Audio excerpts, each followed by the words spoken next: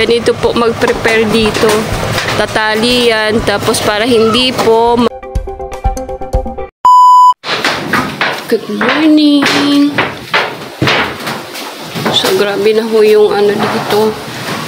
Yung hangin. Pero wala naman po siyang ulan.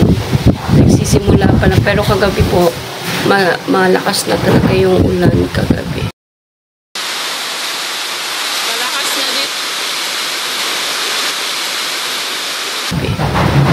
So, as of now po, sobrang lakas ng hangin. So, yun po.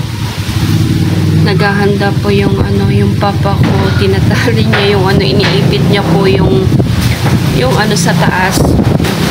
Ang tawag doon, bubong. Bumili po kami ng kawayan. Tapos, tinali po namin in case po na talaga lumakas yung ano, yung hangin kasi sobrang ano, malakas po kagabi nga po, nakakatakot yung bagsak ng ulan. So, sana po ay praying din po na protektahan po tayong lahat sa ano, yung mga, lalo na po yung sa Cebu. So, ito po ay naghahanda na. Ayan. Pray po natin na i-keep tayo from the storm na mga darating pa, hindi lang po ngayon. Ayan, protektahan po ang ating mga pamilya. Ayan po. At lusawi nawa. So, hindi po ako makataas sa taan sa hindi ko po may pakita sa inyo yung ano, yung ginagawa ng papa ko. Kasi hindi ako makataas, baka mahulog pa ako. Medyo yung hangin po dito ay umaano po, lumalakas po, tapos minsan naman po ay hindi lumalakas. Yun po yung ano dito, weather po. Pero kagabi sobrang lakas po. Alas 12 po gising pa po ako. Kami ni mama. Kasi binabantayan po nga namin. Pero darating nga po daw yung bagyo at magla-landfall dito sa kalupaan po ay mamayang gabi po hanggang bukas po.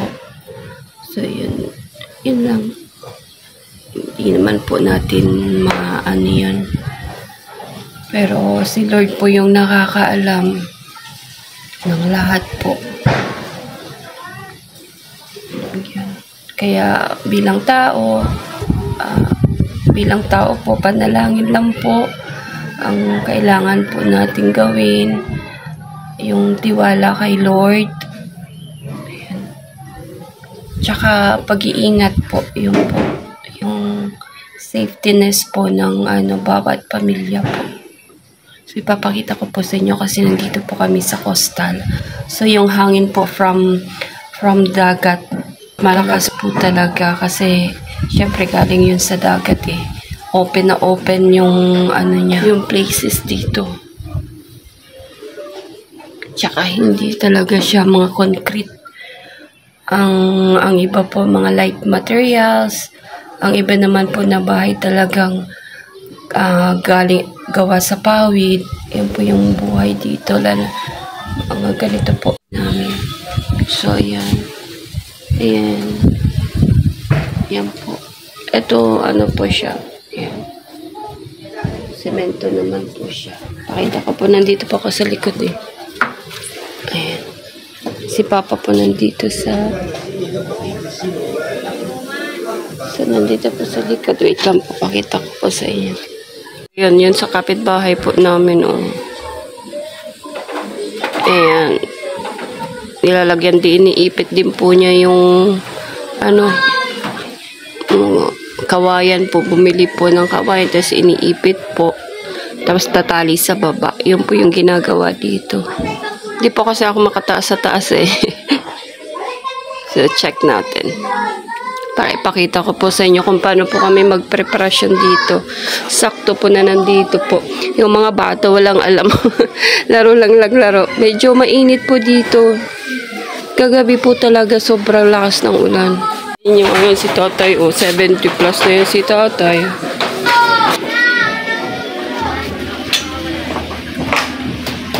Ay, naka ano na siya, oh, nakatali na siya. Tali na. At ang ganito ang pagkatali. Ay, sino? Wala si Papa. Sa akin na. So, ayan po, oh, mga tinali po to yun. Ito, tinali niya sa pinaka-tali. Tapos yan po. So, ayan. Tinali, wala yung papa ko. Nandun po sa kabila yung papa ko. So, ayan po yung mga pinagtatali niya. So, ayan. Medyo okay po yung panahon ngayon. Nakakatakot kapag ganito po ay. Pero, siguro, ano to. So, ayan. Wala si papa. Punta natin. Papa ko, andun yung papa ko.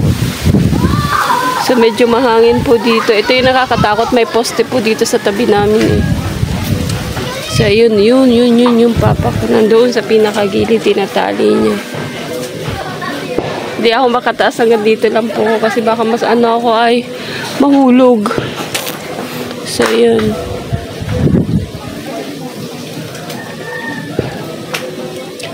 Yung hangin, bugso-bugso po yung lakas ng hangin dito. Wala po siyang, medyo may kunti po siyang init ngayon, pero makulimlim.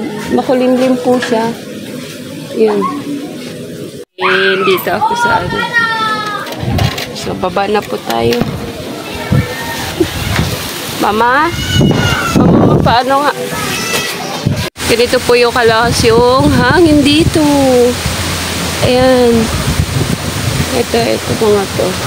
So, puntahan po natin yung ano dun. Mga tali na rin po yung mga ano dito, oh.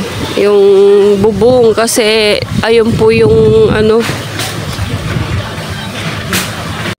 daming lukban. So, ayan, yun yung mga piniprepara ng mga tao dito.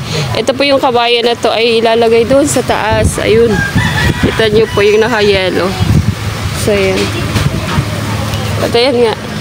Ganito po kami mag-prepare dito ng prepare po ng pag may bagyo. Diba? Saan man? Layo man? Sa ito.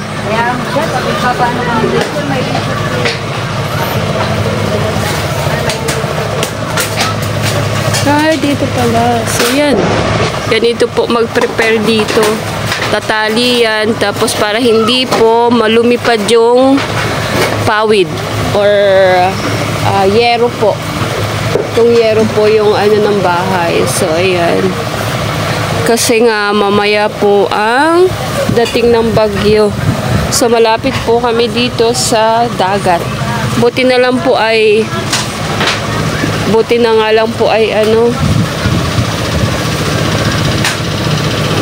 back to din to.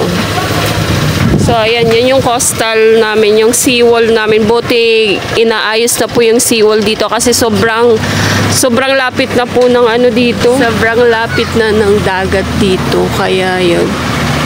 So, ito ay avocado.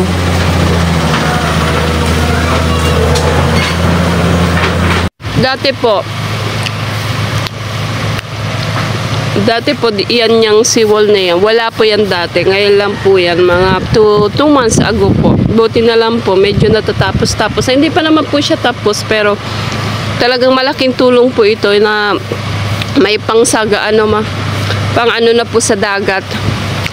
Pagsagabal. Yan, sa dagat.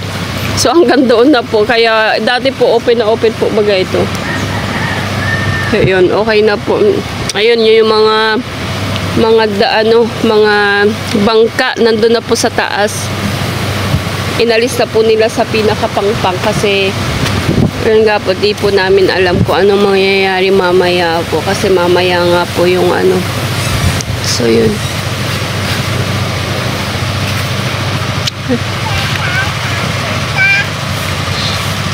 Now po, ito, maganda po yung ng mga puno dito.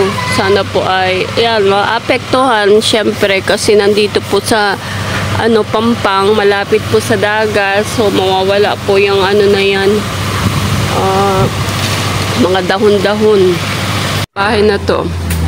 Bago lang din po ito. This year lang din po ito ay So yan, kita tayo dun sa tanong. Maganda. Bakasyonan. So, yan, umuwi na ako. Medyo mahangin na po siya. So, update ko po kayo mamaya. Hoping na hindi po talaga siya lumakas. Ayun. Dahil po kasi yung target. Isa po sa madadaanan po talaga. Praying din po. Pray sa mga nasalanta po, lalo na po sa Cebu. Sobra. May purpose ang Panginoon, kaya nangyari yon, lahat ng yon. At a calling na rin po siguro sa mga tao na mga involved sa mga ghost flood. Yan, sa mga ganun na mga ninakaw nila. Tsaka yung sana ay ma-stop na rin po yung pagputol ng mga kahoy-kahoy. Yung pong mga nakita din po natin sa sa news. And again, this is Ate Urbana's vlog, and nagsasabing talagang pray lang po at mag-ingat lang po tayo lagi at maging handa po at alerto. So yun lang po. Bye-bye!